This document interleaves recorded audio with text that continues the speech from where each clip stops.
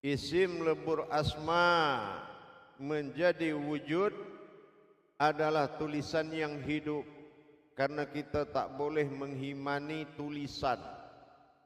Jadi orang yang belum sampai pada masa paham isim, dia telah mempersekutukan Allah dengan tulisan dimanapun tulisan itu dia jumpa. Isim adalah sebuah wujud kitabullah. Kitabnya Allah jatuh kepada wujud pada jasad kita. Hayatnya Allah jatuh kepada rohani kita. Ini yang dikatakan domir.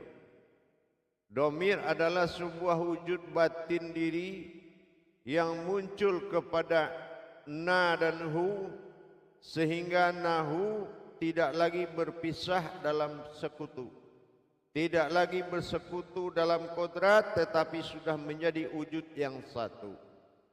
Menyatukan nahu tidak semudah apa yang kita lihat. Menyatukan nahu perlu kita gali kembali unsur dari isim dan domir tadi. Isim adalah wujud asma yang lebur menjadi isim, tidak lagi menyembah dan memuji tulisan, tapi sudah menjadi kodrat. Semacam apa kodrat isim? Alif terpancang dalam nyawa, jasad berwujud pada lam, lam kedua mewujudlah suatu hayat, dan af'al menandakan dia ada dan hidup, maka dinamakan isim. Tapi domir adalah husna, sebuah diri yang kekal, diri yang memimpin semua diri, diri yang akan mengurus makhluk dan segala alam, apapun yang ada pada alam ini, mulai alam sampai makhluk. Diri yang manakah yang disembunyikan oleh Allah? Ini yang dikatakan domir, diri batin yang kekal atau sebuah batin wujud yang kekal. Apabila diri batin wujud ini muncul, maka dia sudah menjadi, yaitu pemimpin dari sekalian umat dan menjadi pengurus alam dan beserta makhluk. Inilah yang dikatakan diri pemimpin segala yang hayat. Tapi untuk mencapai sewujud diri yang memimpin tadi, perlulah dikatakan domir. Dikatakan domir adalah diri tunggal. Diri tunggal adalah diri yang muncul dari tenggelamnya, atau dikatakan diri batin yang tenggelam. Sementara isim adalah diri batin yang terlihat.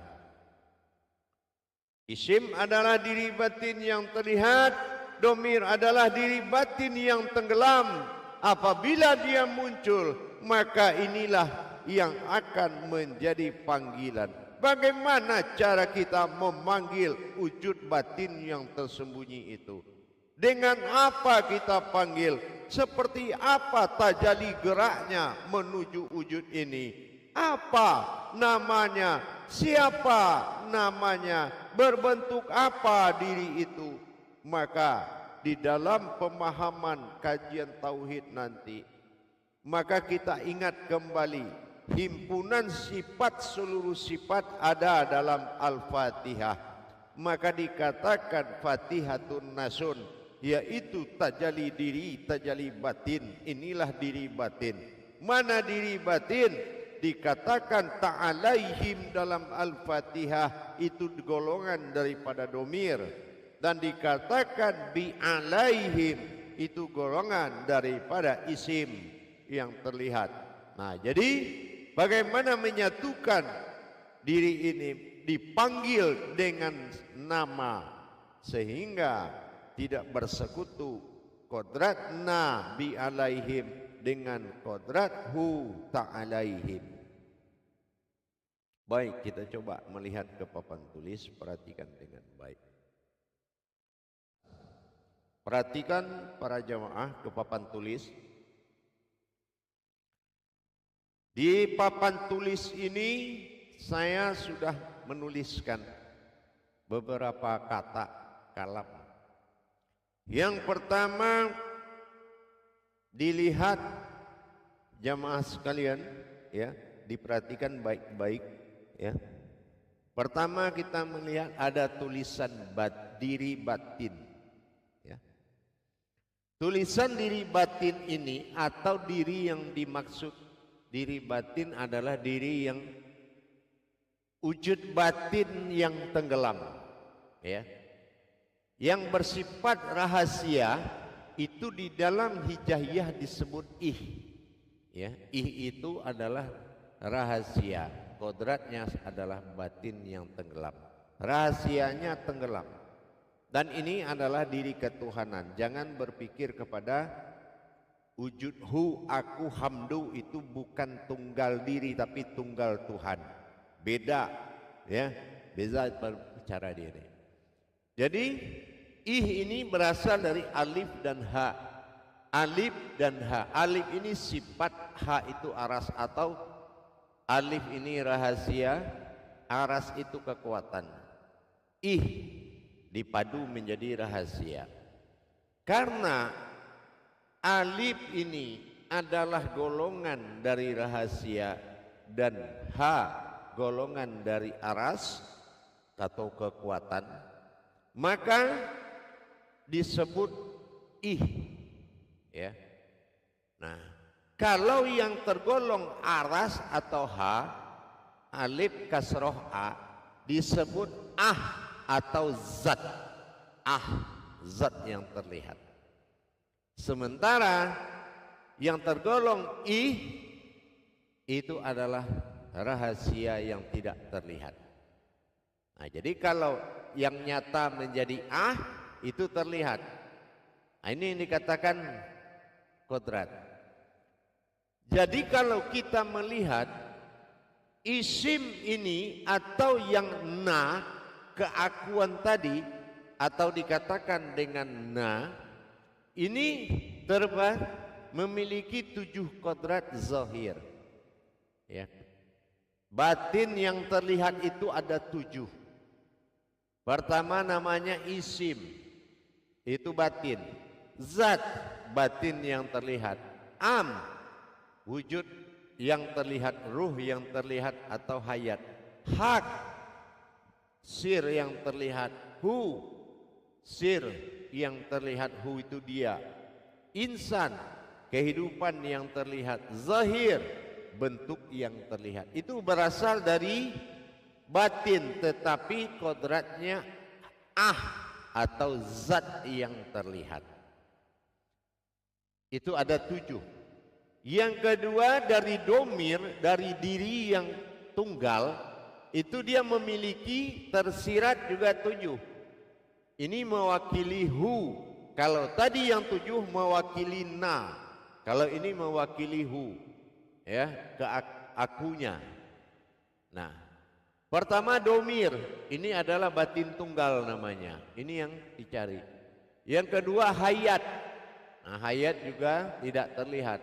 Yang ketiga an batin Allah yang tidak terlihat. Yang keempat adalah min wujud Allah yang tak terlihat. Keakuan Allah yang tidak terlihat. Ihsan, umat Allah yang tidak terlihat. Ghaib, yaitu batin Allah yang tidak terlihat. Domir juga punya. Nah, ini dikatakan Fatihatun Nasun. Yang akan kita cari, yang sifat dari aras adalah ilah Tuhan, dan sifat dari sir asma Allah. Ini disebut 14 ini diri al-haq, yaitu diriku, diri al-haq. Tapi dalam pencarian batin tenggelam ini kita wajib mendapatkan seperti apa wujud dari domir atau Fatihatun Nasun atau nasun. Nas'un, diri batin rahasia yang memimpin semua diri, yaitu diri ketuhanan bagi Allah, ya, diri ketuhanan bagi Allah, namanya wujud, dan ini belum bertemu. Untuk demikian antara hu dengan na agar tidak bersekutu, maka manakah dari 7 sifat domir, 7 sifat isim diambil nama ini menjadi nama untuk bisa dipanggil supaya dia muncul dari ketenggelamannya dan terlihat dengan jelas. Tidak perlu berurutan. Nah ya, jadi nama yang jatuh ke na dengan jatuh ke hu disatukan menjadi panggilan ditambah dengan sebutan Allah. Nah ini akan memanggil dari ketersembunyiannya domir ini tadi, muncul ke sifat sebagai ayat atau Al-Quran atau bacaan atau dikatakan na. Jadi dia muncul sehingga tidak ada perbedaan hu dengan na, dengan kita memilih 14 nama, 7 pada na, 7 pada hu. Nah inilah akan menjadi pencarian. Jadi tidak boleh menjadi 3 kata, boleh, tapi harus dibubuhi dengan kata Allah. Umpamanya kita menyebut di situ ada am, umpamanya dengan hu Allah. Nah, jadi itu umpama, ya. Jadi wujud isim dipanggil dengan bahasa Allah. Nah, jadi kalau kita ingin menghadirkan pasti kita panggil namanya.